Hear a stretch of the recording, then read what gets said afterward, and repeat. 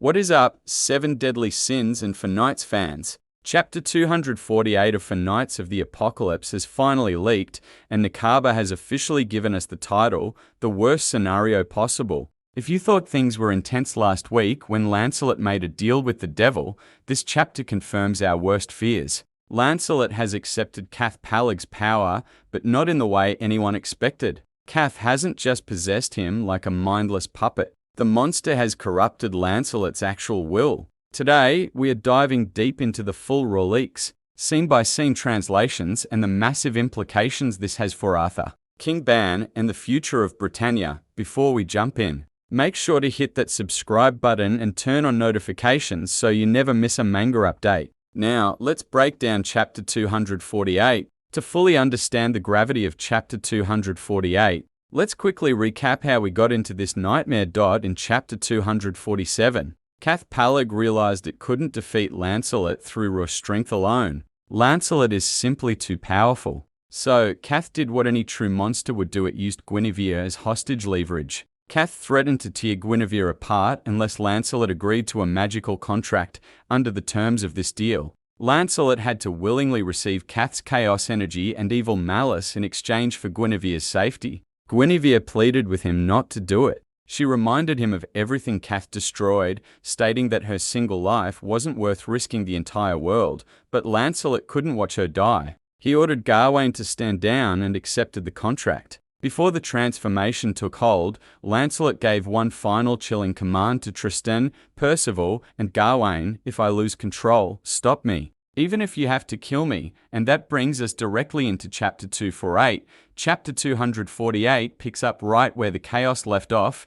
The chapter opens in the aftermath of the contract. The energy surrounding Lancelot shifts violently. But here is the massive twist that took the entire community by surprise. Cath Palleg didn't just take over Lancelot's body like Demon King Meliodas or a standard possession. Instead, Cath's contract was literal. Cath passed its evil intent, its corrupting chaos, and its malicious ambition into Lancelot. Cath essentially passed the torch, selecting Lancelot as its ultimate heir of destruction. Inside Lancelot's internal mindscape, Cath Palleg and the Lady of the Lake are now forced to coexist as roommates within Lancelot's soul. Cath is laughing because it knows Lancelot was the strongest mortal in existence, and now, that strength is fueled by pure malice on the battlefield. Tristan, Percival, Gawain, and Galahad are completely paralyzed by shock. Tristan tries to reach out to Lancelot, refusing to leave his side, but Lancelot pushes Tristan away. You can see the agony in Lancelot's expression as the corruption sets in,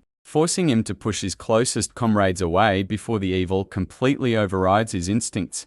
Meanwhile, civilians and onlookers in the kingdom are panicking. People are emerging from the ruins, shocked to see non-humans, winged humans, giants, and holy knights appearing right in front of them. The sudden arrival of Tristan and the others reveals just how fragmented the world's balance has become.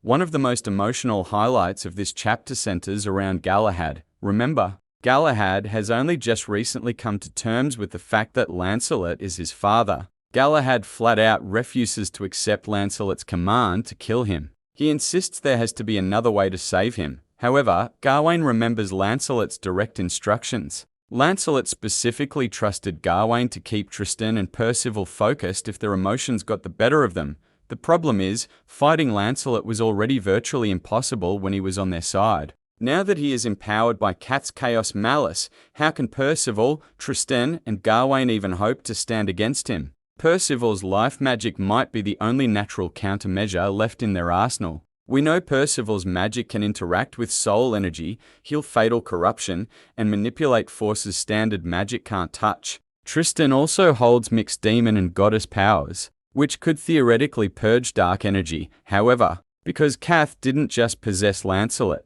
but altered his alignment through a magical contract, purifying him won't be as simple as knocking out a host body. Now let's talk about the big picture and where Nakaba is taking the story from here. First, what happens to Arthur Pendragon now? For a long time, Cath Palleg was leeching off Arthur and fueling Arthur's any non-human hatred. Now that Cath has transferred its focus and chaos malice into Lancelot, does Arthur regain any of his former clarity? Or is Arthur now left weakened, while Lancelot becomes the true final calamity of Britannia?